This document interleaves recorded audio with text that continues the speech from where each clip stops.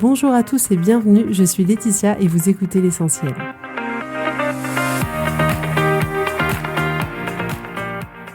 L'Essentiel est le podcast de coaching où je partage avec vous les outils et les techniques pour vous permettre d'avancer et d'avoir la vie que vous voulez.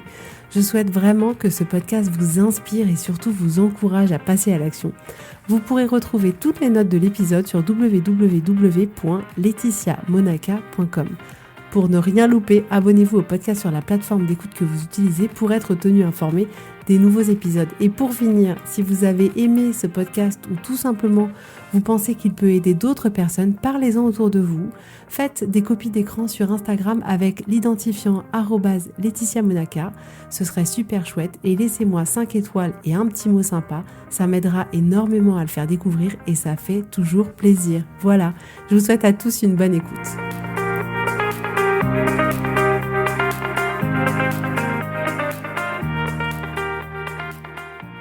Coucou tout le monde, j'espère que vous allez bien. Moi ça va. Enfin, comment vous dire, j'ai appris que je devais déménager parce que l'appartement dans lequel on habite va être vendu. Et étant donné qu'on avait un tarif quand même un peu préférentiel, ça va quasiment être impossible pour nous de rester dans la ville dans laquelle on est. Donc je pense qu'on va déménager complètement en province. Mais le problème, c'est que j'ai pas une ville que je connais particulièrement ou une ville qui m'attire. Donc autant vous dire que là, c'est l'inconnu total devant moi. Mais ça va être une bonne occasion de travailler sur soi, de travailler sur ses pensées, de travailler sur toutes les émotions qui vont venir, le doute, l'angoisse, tout ça.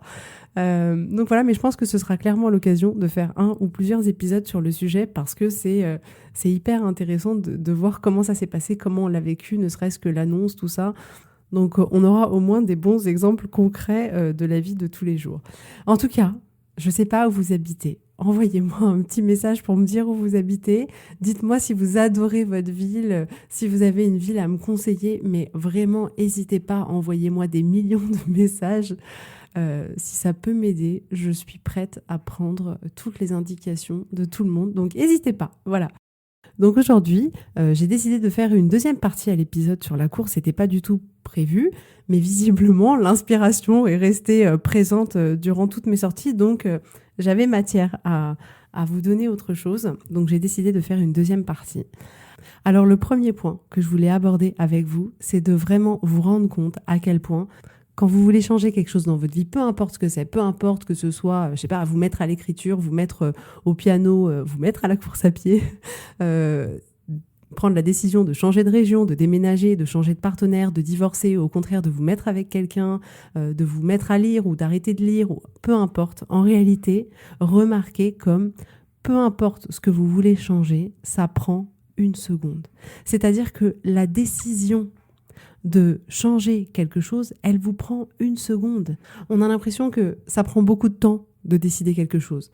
En réalité, la décision en elle-même, elle prend qu'une seconde. Vous avez pris du temps à prendre cette décision, mais en réalité, la décision, elle prend qu'une seconde. Et je trouve ça intéressant de mettre la lumière là-dessus parce qu'en fait, ça enlève finalement une certaine croyance générale qui dirait qu'en réalité, pour décider quelque chose, il faut prendre beaucoup de temps, il faut réfléchir longtemps. Non, en réalité, si vous voulez décider demain de partir, vous pouvez décider demain de partir dans la seconde. Si vous voulez décider de vous mettre à la course, vous pouvez décider dans la seconde. Alors là, je souris parce que j'ai reçu un petit message sur Instagram d'une auditrice, Agnès, si je me trompe pas, qui m'a dit « Ah, c'était pour ça, dans les podcasts, toutes les références à « Si vous voulez vous mettre à la course », donc ça me fait rire, mais en réalité, quand j'ai dit ça dans mes exemples, j'étais pas encore consciente que j'allais me remettre à la course, mais bon, visiblement, peut-être que mon cerveau le savait en avance. Bref, tout ça pour dire que ça prend absolument une seule seconde. Et ça n'a pas forcément d'intérêt pour vous, c'est pas forcément utile pour vous de croire que pour prendre une décision, ça va devoir vous prendre beaucoup de temps. Donc vraiment, sachez que si vous voulez changer quelque chose, ça prend une seconde. Décidez-le. Et voilà, la décision, elle est prise. Donc demandez-vous là, aujourd'hui, quelle décision vous pouvez prendre et que peut-être vous remettez à plus tard et qui en réalité prendrait qu'une seule seconde. Quelle décision c'est et prenez-la. Prenez-la et engagez-vous pleinement dans ce choix-là pour faire en sorte que ce soit un super choix pour vous. Parce qu'en réalité, il n'y a pas de bon et il n'y a pas de mauvais choix, il n'y a pas de bonnes et de mauvaises décisions. Il y a des décisions et après, il y a l'énergie qu'on met pour faire en sorte que cette décision, elle soit la meilleure pour nous. La deuxième chose que je voulais voir avec vous, c'est que quand vous décidez de faire quelque chose, d'entreprendre quelque chose, que ce soit de la course, que ce soit autre chose, peu importe, vous devenez une autre personne. En réalité, il y a un réel changement d'identité. C'est-à-dire que dans mon cas et dans le cas de la course, je suis passée quasiment du jour au lendemain de quelqu'un qui fait pas de sport à une sportive, clairement. Je me considère comme une sportive. Et objectivement, je cours 8 km 3 fois par semaine. Et je suis OK avec ça. Et il y a clairement un changement d'identité qui se passe à l'intérieur de notre cerveau, de se dire, mais maintenant, je suis une personne qui court. Maintenant, je suis une personne qui écrit un livre. Maintenant, je suis une personne qui apprend le piano. Maintenant, je suis une personne qui... Et il y a un réel changement d'identité. Peu importe où vous en êtes dans le cheminement, peu importe que vous couriez une seule fois par semaine ou que vous couriez 10 fois par semaine, peu importe, vous pourriez même courir qu'une seule fois 2 km par semaine, par exemple. Et ça fait de vous quelqu'un qui court. Donc ça change complètement votre identité. Et en quoi c'est intéressant ce changement d'identité? C'est-à-dire que c'est un peu comme si d'un seul coup vous changiez complètement de référentiel. Étant donné que maintenant vous êtes une personne, par exemple, qui court et que vous vous considérez comme une sportive, les décisions que vous allez prendre aujourd'hui, elles vont être en adéquation avec cette nouvelle identité, avec le fait que maintenant vous êtes une personne qui fait quelque chose. Et du coup, ça crée un cercle vertueux qui va en faveur de cette nouvelle identité, de cette nouvelle personne que vous êtes devenue. Je ne sais pas si c'est clair, mais j'espère que c'est clair. Alors le troisième point que je voulais voir avec vous aujourd'hui, c'est que quand j'ai publié le fait que j'avais été courir 8 km plusieurs fois dans la semaine, j'ai reçu des messages vraiment gentils de personnes qui me disaient « mais c'est génial, c'est super, t'as de la chance, etc. etc. » J'ai envie de vous dire, ça, c'est la vie Instagram, les amis. Dans la réalité, quand vous vous proposez, quel que soit le domaine, encore une fois, de changer quelque chose, de mettre en place quelque chose, c'est difficile. C'est pas facile parce que chaque changement, chaque évolution vous demande d'aller vers quelque chose que vous n'avez pas encore fait. Vous allez vers quelque chose qui est difficile pour vous pour le moment. Et en réalité, à chaque fois que je vais courir, c'est difficile. À chaque fois que je commence, je cours. Sans mentir, 100 mètres et je suis là, oh non, mais je vais jamais y arriver. Et à la fin, j'y arrive malgré tout. Mais ça veut pas dire, le fait que je le fasse, ça veut pas dire que c'est facile. En fait, ça va prendre un certain temps avant que cette nouvelle habitude devienne facile. Mais pour le moment, c'est difficile. C'est difficile parce que mon corps, il n'est pas encore habitué à avoir une activité physique de sportif, entre guillemets, et mon cerveau, il n'est pas encore habitué non plus à gérer toutes ces pensées à chaque fois qui viennent. C'est pas un automatisme pour lui. Donc là, il reste dans ce qu'il connaît, à savoir, attention Laetitia, tu dépenses trop d'énergie, il faut que tu t'arrêtes, retourne chez toi et allonge-toi dans un canapé. Donc pour le moment, ces pensées-là, il me les apporte encore et moi, je le redirige. Et plus je vais travailler à le rediriger et que je vais continuer à faire ces exercices physiques, plus petit à petit, il m'apportera moins de pensées de ce type-là. Mais pour le moment, il faut pas se mentir, c'est difficile physiquement, c'est difficile mentalement, et c'est ok, et c'est comme ça que ça se passe une évolution, c'est comme ça que ça se passe un changement. Donc évoluer, changer, c'est pas facile. Notre cerveau, il n'a pas été conçu pour faire en sorte que ce soit facile. Chaque changement, chaque évolution sera difficile. Et en fait, c'est le chemin. On ne peut pas passer de l'étape de « je ne le fais pas » à « je le fais et c'est complètement facile et il n'y a pas de problème et je suis motivée tous les jours ». Non, en fait, en réalité, ça ne se passe pas comme ça. Mais c'est pas un problème en soi. Sachez que c'est complètement le chemin que vous devez traverser.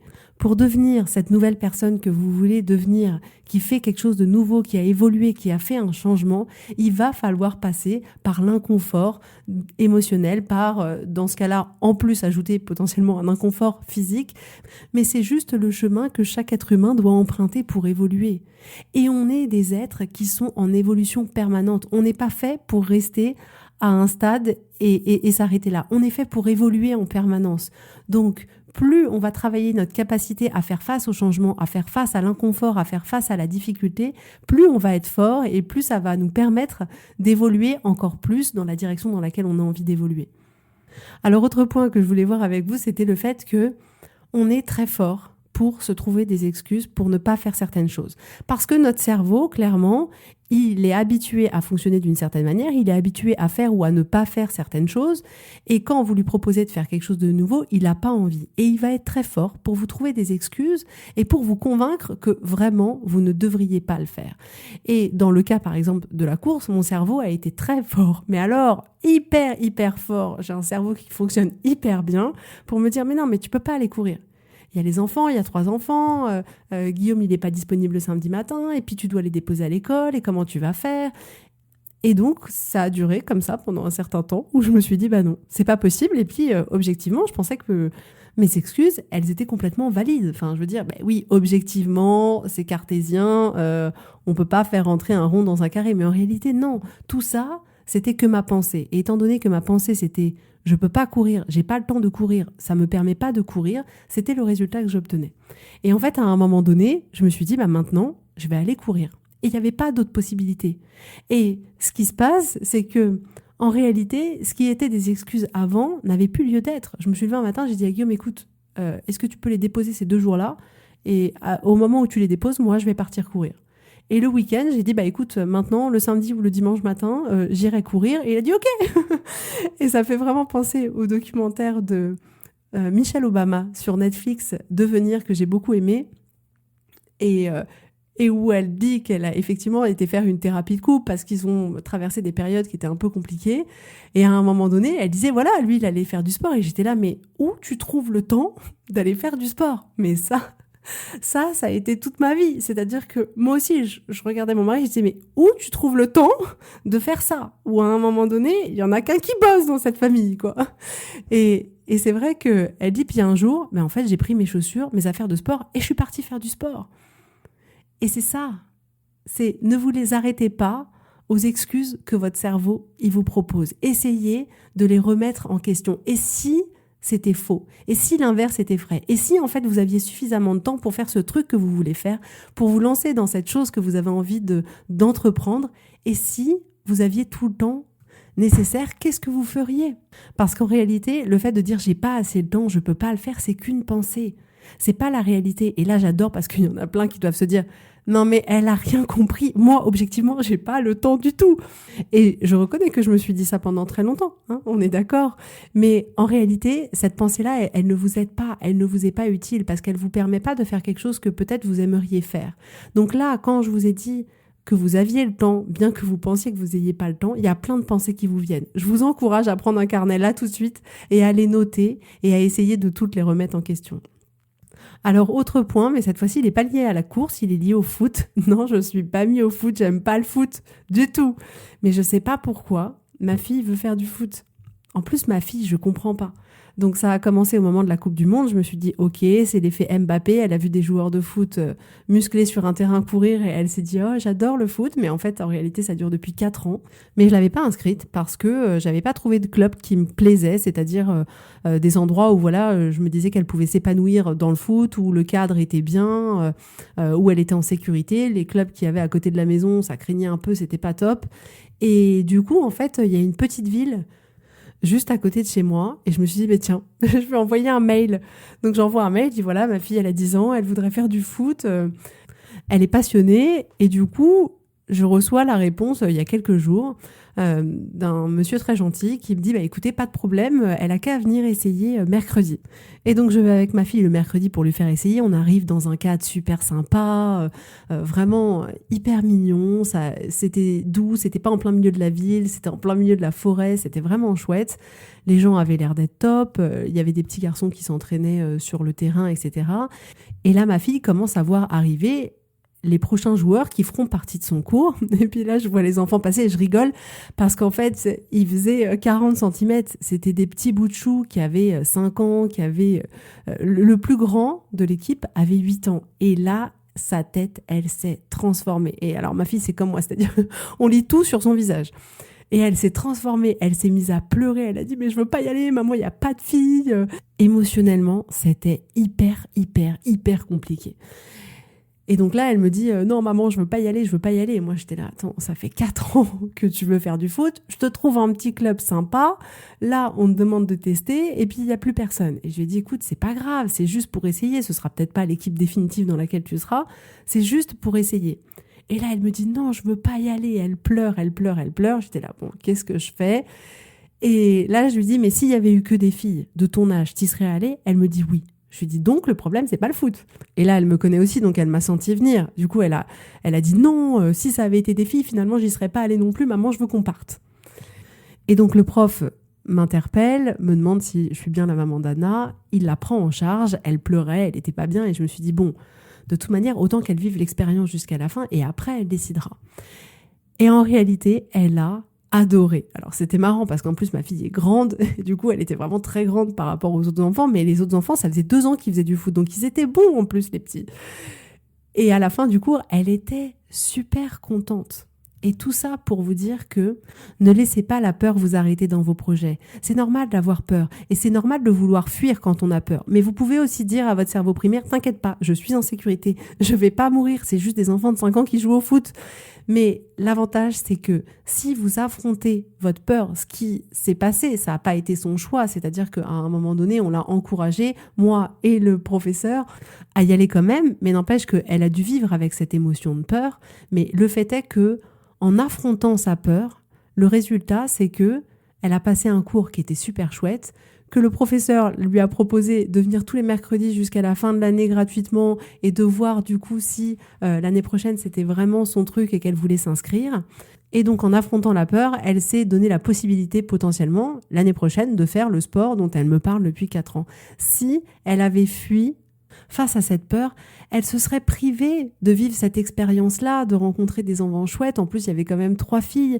Elle se serait privée de rencontrer des entraîneurs qui étaient juste exceptionnels. L'entraîneur principal, il s'appelait Oumaré et sans mentir, c'était le frère jumeau d'Omar Sy. Un sourire incroyable, une douceur, une gentillesse vraiment extraordinaire. Et elle se serait privée de pouvoir faire du foot l'année prochaine et de pouvoir peut-être aller plus loin dans le foot, enfin je ne sais pas, mais elle se serait privée de tout ça. Juste pourquoi? Juste pour pas affronter une émotion de peur. Donc je vous encourage tous à affronter vos émotions telles qu'elles soient, parce qu'en réalité, en fuyant, vous pouvez vous priver de plein de belles choses, vous pouvez vous priver de faire des choses qui comptent pour vous, des choses qui sont importantes ou des choses qui vous font rêver. Donc ne laissez pas la peur vous arrêter, ne laissez pas la peur vous figer. C'est à vous, juste à un moment donné, de juste faire l'analyse de départ en disant est-ce que je suis en danger ou pas? Si vous n'êtes pas en danger, alors allez-y. Si vous avez peur parce qu'il y a un gars derrière vous qui a un couteau, fuyez, fuyez, il n'y a pas de problème. Mais si vous n'êtes pas en danger de mort, accueillez cette peur, vivez avec et allez quand même au-devant de ce que vous vouliez faire et proposez-vous de vous créer cette expérience et après de choisir si oui ou non ça vous convient. Mais ne vous coupez pas l'herbe sous le pied, vous vous coupez de plein de belles choses à vivre. Et donc le dernier point que je vais voir avec vous aujourd'hui, c'est le fait que quand vous prenez soin de vous, que ce soit la santé physique en faisant du sport ou que ce soit la santé mentale, peu importe, quand vous prenez soin de vous, ça se répercute autour de vous. Ça crée une onde favorable aux gens qui vous entourent. Et donc là, par exemple, dans le cas de la course, c'était amusant de voir que finalement, je commence à peine et autour de moi, je vois que j'ai une amie qui a dit en fait, moi aussi, t'as raison, je vais me mettre à la course. Ensuite, c'est mon fils qui m'a dit écoute maman, je peux venir avec toi courir samedi. Donc samedi, il a décidé de venir avec moi faire le tour du canal et de faire du coup 8 kilomètres. Et je trouvais ça super chouette. Je trouvais ça super chouette qu'il veuille faire ça avec moi, qu'on partage ce moment ensemble. Alors, il a beau être petit, il court beaucoup plus vite que moi, donc je lui ai dit, écoute, on va courir à mon allure parce que le but, c'est de tenir longtemps. Parce que sinon, maman, elle va pas tenir. Donc, il va courir avec moi et je trouve ça super chouette. Et donc, il s'est passé comme ça plusieurs choses positives, comme un peu un rayonnement. Et c'est valable pour tout, que vous preniez soin de votre corps ou que vous preniez soin de votre santé mentale, c'est hyper important. C'est hyper important et ça rayonnera toujours autour de vous. Si vous prenez du temps pour travailler sur votre cerveau, ça va se répercuter autour de vous. Parce qu'en réalité, vous allez vous sentir mieux Et en vous sentant mieux, vous allez être quelqu'un de plus apaisé, vous allez dégager autre chose. Et les gens autour de vous seront certainement aussi moins tendus, moins stressés parce que vous allez dégager quelque chose qui va rayonner sur eux. Donc en prenant soin de vous, vous rayonnez sur les autres.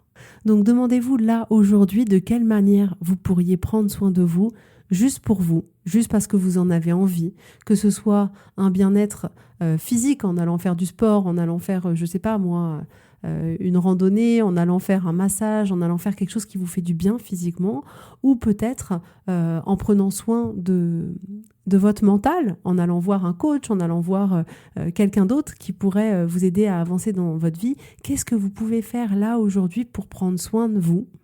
Et la cerise sur le gâteau, c'est que quand vous l'aurez fait, ça rayonnera tout autour de vous. Et ça, c'est une super nouvelle. C'est qu'une cerise sur le gâteau, mais elle est chouette, cette cerise sur le gâteau. Donc voilà ce que je voulais partager avec vous aujourd'hui. Donc si je récapitule, c'est peu importe ce que vous voulez changer, la décision de changer, elle prend une seule seconde. Alors demandez-vous quelle décision vous remettez à plus tard depuis longtemps et que vous avez envie de prendre et prenez-la, ça prend une seule seconde. Le deuxième point, c'était que quand vous vous proposez de faire un changement, de faire quelque chose de nouveau, vous devenez une autre personne. Il y a clairement un changement d'identité. Donc quelle est cette personne que vous avez envie de devenir et quel changement vous avez envie de mettre en place? Ensuite, c'était le troisième point que changer, c'est pas facile et c'est normal et ça demande un effort. Et vous êtes capable, complètement capable, de passer au travers de toutes les émotions qu'il va y avoir durant ce changement, durant cette évolution. Mais ne vous arrêtez pas à partir du moment où ça commence à devenir difficile. L'autre point, c'est soyez toujours vigilant avec votre peur. Si c'est un danger de mort, écoutez-la. Si ce n'est pas un danger de mort, faites attention à ne pas vous priver de vivre de belles choses juste pour ne pas avoir à ressentir l'inconfort d'avoir la peur à l'intérieur de soi. Donc vraiment, vivez pleinement votre vie, faites des choses que vous adorez. Si vous avez peur, passez au-delà. Dites « Ok, je sais que j'ai peur, je sais que tu es là, mais j'y vais quand même. » L'autre point, c'était oui, quand vous allez vous proposer de changer, d'évoluer, votre cerveau va vous apporter des excuses qui vont vous prouver que c'est pas possible, que vous êtes en incapacité de le faire. Rappelez-vous qu'il fait ça juste dans le but de vous protéger, mais qu'en réalité, ça vous est pas utile. Donc, remettez en cause ces pensées que vous avez au sujet de l'impossibilité de faire quelque chose ou pas et prenez la décision de le faire si vous en avez envie et si c'est important pour vous. Et le dernier point qu'on a vu ensemble, c'était le fait que quand vous prenez soin de vous, que ce soit physiquement ou mentalement, ça rayonne complètement autour de vous. Donc là, aujourd'hui, qu'est-ce que vous auriez envie de faire pour prendre soin de vous, que ce soit de votre santé mentale ou de votre santé physique? Et allez-y pleinement et vous verrez que indirectement, vous allez pouvoir changer la vie d'autres personnes et les inspirer. C'est quand même super chouette. Donc voilà pour aujourd'hui. C'est toujours un immense plaisir d'être avec vous. Vraiment, ça me fait super plaisir. Si vous avez des questions, des problématiques à me soumettre, n'hésitez pas, envoyez-moi un petit message, ce sera avec grand plaisir. Et je vous souhaite à tous une super belle journée, un super beau week-end et je vous dis avec grand plaisir à la semaine prochaine. Bisous, bye bye, prenez soin de vous.